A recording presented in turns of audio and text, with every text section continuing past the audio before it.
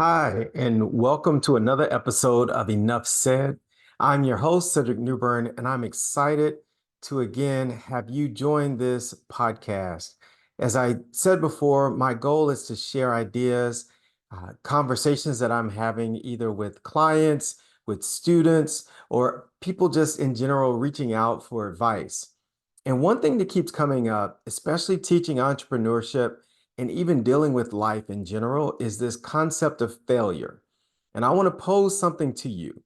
Regret is worse than failure. What do I mean by regret being worse than failure? Well, you've probably heard this saying before, but I'm going to share it here again, just in case there's someone out there that's never heard this. But would you believe that there are millions of books, businesses, and inventions buried in graves? I mean, millions of ideas that unfortunately went to the grave with the individual that had them because for whatever reason, they weren't comfortable with sharing. They were afraid that their idea might not be successful. They had a fear of failure. That to me is why regret is worse than failure. Because unfortunately, the fear of failure and negative self talk literally killed those ideas. So, we're going to talk a little bit about this fear of failure. Did you know that it's actually tied to perfectionism and can, in fact, cause procrastination? So, according to verywellmind.com, the common signs of the fear of failure include things like anxiety, avoidance, feeling a loss of control, helplessness, even powerlessness. And there are some ways that people may experience the fear of failure, and those ways include believing that you don't have the skills or knowledge to achieve something, feeling like you won't be able to achieve your goals.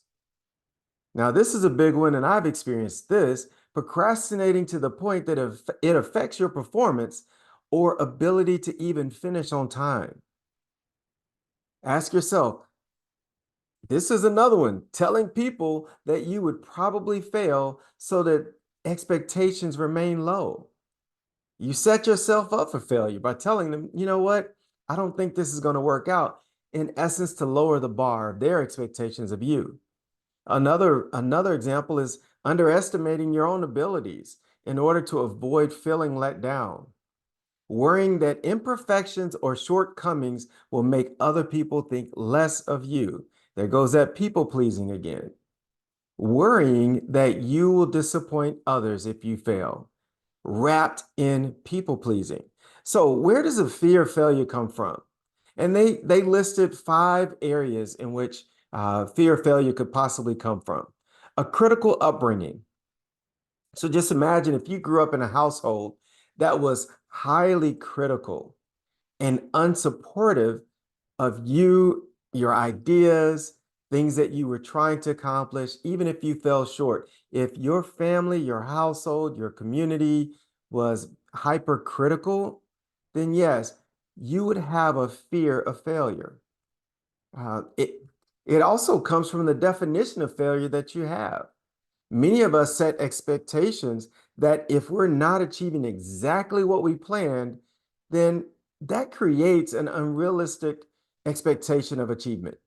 Now, I'm often sharing with people, you know what?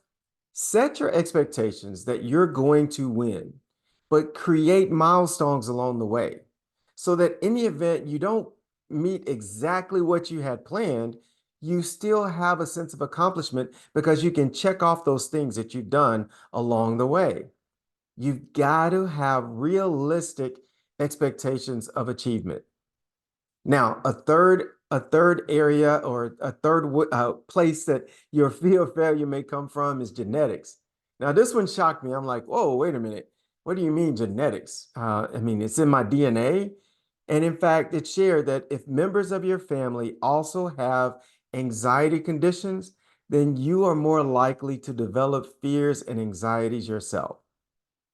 That made me pause and think about my own family and what possibly could have been passed down from generation to generation through genetics around this whole concept of fearing failure.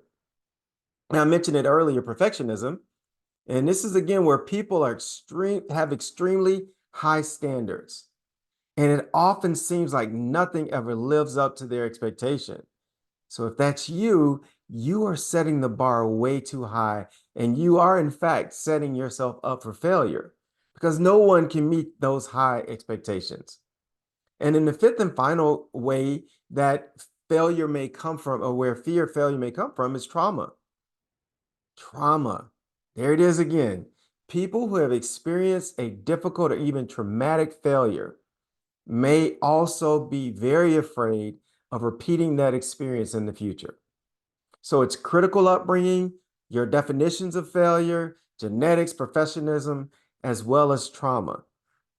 And again, this fear of failure can lead to low self-esteem, poor motivation, even self-sabotage and shame. Oftentimes, when we have this fear of failure, we then will self-sabotage because we set the expectation that we're going to that we're going to fail, as opposed to finding ways to succeed in whatever it is that we have our hearts set on. And yes, there are some treatment options for you so you can get help from a professional. Psychotherapy works. There's medications also that can help you calm those anxieties. But they offered some great coping options as well. And I want to share those with you. Number one, consider the outcomes. Now, I'm often asked when I have to get up and speak in front of people, there's this concern that people have about public speaking. And I say, well, the funny thing is, I'm the only person that knows what I was going to talk about. Now, maybe my wife, because I often will go over whatever presentation I'm doing. I do that with her in advance. But the truth is, I am the one that understands and knows exactly what I'm supposed to say. So if I happen to miss a word or not make a point that I had planned to make, guess what? It's okay. And here's the thing, consider the outcome. What is the worst possible outcome that could happen in any scenario? If it's public speaking, you get up and you forget what you're supposed to say. What is an alternative? Go ahead and plan out what your next steps might be. How might you deal with whatever that worst possible outcome is? Plan those out because that can help you reduce the anxiety that you have around achieving your goal. Another coping option for you is focusing on the things you can control. Now, this is one that I share with a lot of people because I think for us, the whole common theme around anxiety is this notion that we want to control the outcome. And we can't control outcomes always, right? But there are certain key elements that we can control. So instead of focusing on the things that you have no power over, focus your energy on those things that you absolutely can control. And that creates an environment for greater success. Number three, planning ahead. Now, again, I am notorious for like trying to get things kind of laid out, making sure I've got alternative plans, even when it comes to driving. Yes, I'm getting like old man. I map my course out. I want to know about how long it's going to take. I factor in if I need to stop and get gas and bathroom breaks and all that good stuff. But planning ahead takes some of the anxiety and of the unknown out of the equation. The same holds true when you're setting goals. If you have a plan, then you're less likely to fail because you can set realistic expectations and milestones along the way. Number four, and this is my favorite one, redefine failure. You've got to change how you think about failure. Now, I am constantly telling students that you determine what success is for yourself, not others. But you also can determine what failure looks like. Because the fact is, failure is part of life and it is an opportunity for you to learn, grow, and acquire new skills. So when you redefine failure, okay, maybe you didn't get the grade that you wanted on that paper. Maybe you didn't get the promotion that you were aiming for. Maybe you didn't close the deal that you were trying so hard to close. But I guarantee you learned something along the way. And that next time you have that opportunity, the next paper, the next presentation to a client, whatever it is, you learned some things and you've acquired some skills that will allow you to be successful. Because truth is, there is truly no success without failure. And it's a good thing to fail. Failing helps you pivot and become a better person. And last but not least, the fifth coping option for you around this whole notion of overcoming the fear of failure, just positive thinking. We used to call it in our office the power of positive thinking, or POPT. If you can change your mindset so that it is a positive thought process and expected outcome, that will be a game changer for you. And so I want to close with this. Reframe your fear of failure into motivation. That way you can get things done. That way you also can move toward the unknown and embrace failure as the knowledge that you need ultimately to reach your goals. Now, have no regrets. We always hear the quotes about elderly people saying on their deathbed that, frankly, they don't have any regrets for what they've done, but rather they have regrets for those things that they didn't do.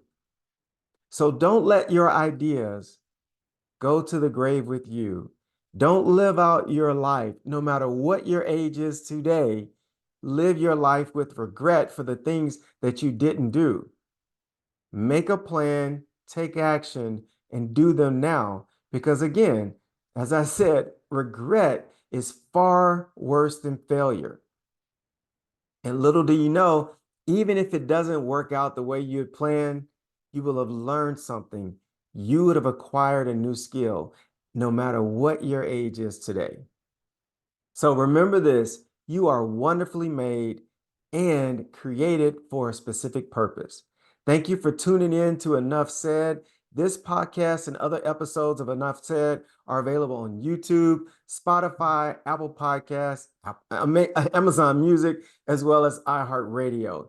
So if you like this podcast, please make sure you subscribe and follow so you can get the next episode that's loaded each week. Thank you again for your support and follow me on all social media platforms, Cedric Newburn. Thank you and have an amazing day.